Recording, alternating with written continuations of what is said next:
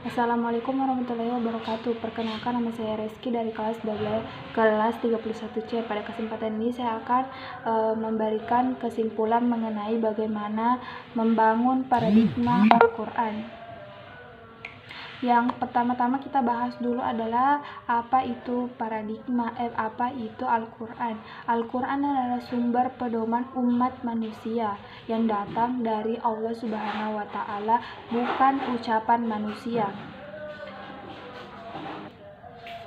Al-Quran mampu menata kehidupan manusia menuju ke kebahagiaan yang sesungguhnya, baik itu kebahagiaan dunia maupun kebahagiaan untuk akhiratnya. Isi dalam Al-Quran adalah kebenaran dan sudah pasti akan terjadi dan benar-benar akan terjadi.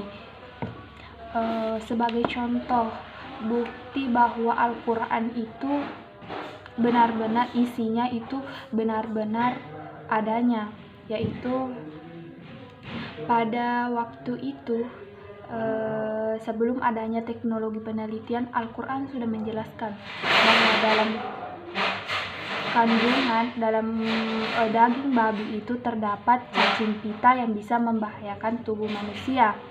Nah, makanya dijelaskan dalam Al-Quran bahwa daging babi itu diharamkan untuk dimakan oleh umat manusia. Setelah beberapa tahun kemudian, perkembangan teknologi mulai berkembang dan penelitian sudah banyak dilakukan. Nah, dilakukanlah penelitian kalau tidak salah di negara Cina. Di sana mereka mau membuktikan apakah benar kata Muslim bahwa dalam daging babi itu terdapat cacing pita. Setelah masyarakat atau para peneliti ini melakukan penelitian dan hasil penelitiannya telah keluar, ternyata benar adanya bahwa di dalam daging babi ini terdapat cacing pita. Jadi dapat disimpulkan bahwa memang isian Al-Quran ini menjelaskan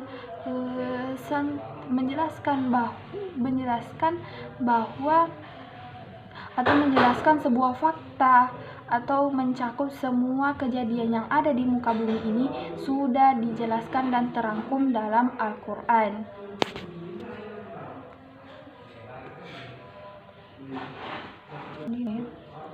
Untuk pengertian paradigma sendiri adalah suatu pikiran yang realitas. Jadi kalau pengertian paradigma Al-Quran adalah sesuatu pikiran yang realitas yang didasarkan pada Al-Quran.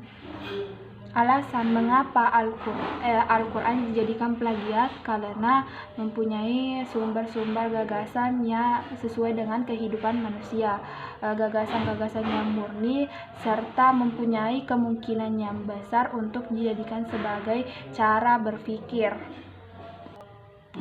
Jika dikaji dari zaman dulu, Islam itu pernah mencapai puncak keemasan.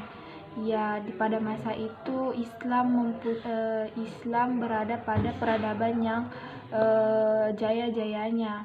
Nah, penyebab dari kejayaan keemasan ini ternyata dari Al-Quran, di mana Al-Quran dijadikan sebagai paradigma dalam menjalankan kehidupan, dalam setiap melakukan kegiatan atau dalam setiap menjalankan kehidupan. Para umat Islam ini menjadikan Al-Quran sebagai patokan. Contoh perkembangan masa kejayaan Islam itu adalah pada ekonomi, ideologi, politik, sosial, pertahanan, keamanan, ilmu pengetahuan.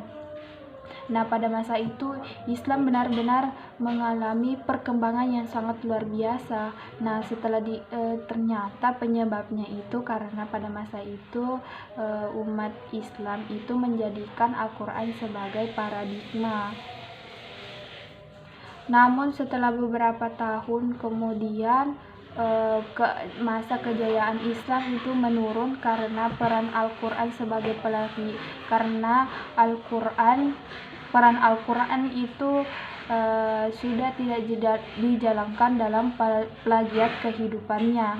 Makanya merosotlah masa kejayaan Islam pada masa itu. Jadi dapat disimpulkan bahwa kalau kita ingin mencapai masa kejayaan, jadikanlah Al-Quran sebagai paradigma, sebagaimana kita bisa mengambil pengalaman pada masa kejayaan Islam di zaman-zaman dahulu kala. Adapun peran paradigma Al-Quran dalam kehidupan manusia yaitu untuk meluruskan akidah manusia. Yang kedua yaitu meninggikan kemuliaan manusia dan hak-hak kemanusiaan. Jadi Masya Allah, ternyata Al-Quran ini sangat memberikan efek dampak yang positif untuk umat manusia. Maka kita sebagai umat manusia atau umat muslim hendaklah selalu berpatokan dengan Al-Quran, karena Al-Quran itu sudah merangkum semua kegiatan ataupun semua yang akan terjadi di kehidupan manusia. Jadi kita ambil contoh ya, ibarat manusia tanpa Al-Quran adalah manusia yang berjalan di dalam lorong kegelapan tanpa menggunakan senter. Mereka berjalan tanpa adanya arah, tanpa adanya petunjuk, tanpa adanya cahaya. Sedangkan seseorang yang hidup dengan Al-Quran, nah, jika Al-Quran dijadikan sebagai patokan, itu ibarat seseorang berjalan dengan menggunakan senter. Ia tahu arah kemana yang bisa membawanya keluar. Jadi kita sebagai umat manusia atau umat muslim hendaknya menjadikan Al-Quran sebagai penopang menuju agar kita bisa mencapai kebahagiaan yang sesungguhnya dan kita bisa lebih maju lagi ke depannya.